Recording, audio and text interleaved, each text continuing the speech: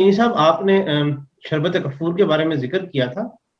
تو اس کے بارے میں ایک سوال آیا ہے کہ شربت کفور میں ماچس کی تیلیاں جلا کر ڈالنے کی بات کی تھی، برائے مہربانی تھوڑی اس کی وضاحت کر دیں کیونکہ اس کو ڈالنے کس طرح ہے شربت کفور میں؟ یہ شربت کافور اگر آپ لیتے ہیں تو اس میں ڈالنے کی ضرورت نہیں ہے، وہ آلریڈی ایک شربت بن چکا ہوا ہے۔ میں نے اس صورت میں کہا یہ ہے کہ کافور میں اگر آپ کہیں کافور ملتا ہے تو اگر ضمن میں نے کہہ دیا ہے تو یہ بھی ایک اضافی چیز ہے۔ یہ ہے کہ شربت کافور میں وہ چیزیں موجود ہوتی ہیں، اس کے اندر میں وہ ڈالنے کی ضرورت نہیں ہے۔ اگر اس کو تیز کیا جا سکتا ہے، اس کو کیونکہ ہم نے کاربوویج بنانا ہوتا ہے تو آپ پانی میں 2 لیٹر پانی لے لیں یا 1 لیٹر پانی لے لیں، اس میں 5 6 سے لے کے 10 تیلیاں کو جلا جلا کر اس کو پانی میں پھینکتے رہیں،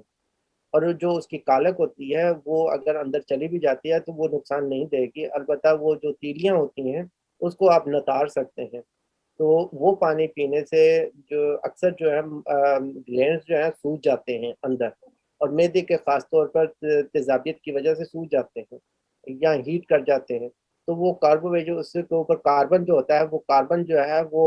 اس کی سوجن کو یکدم کم کر دیتا ہے اور اس کی سینسٹیوٹی کو کم کر دیتا ہے، تو اس لیے وہ فائدہ مند ہے۔ یعنی کہ اس کا جو مسالہ ہے اس کے اوپر پوٹاشیم ہوتا ہے، یعنی کہ پوٹاشیم کو اگر ہم جلا دیتے ہیں تو یہ کالی کارب بن جاتی ہے، کالی کارب پوٹاشیم کہ پوٹاشیم پلس کاربن بن جاتی ہے،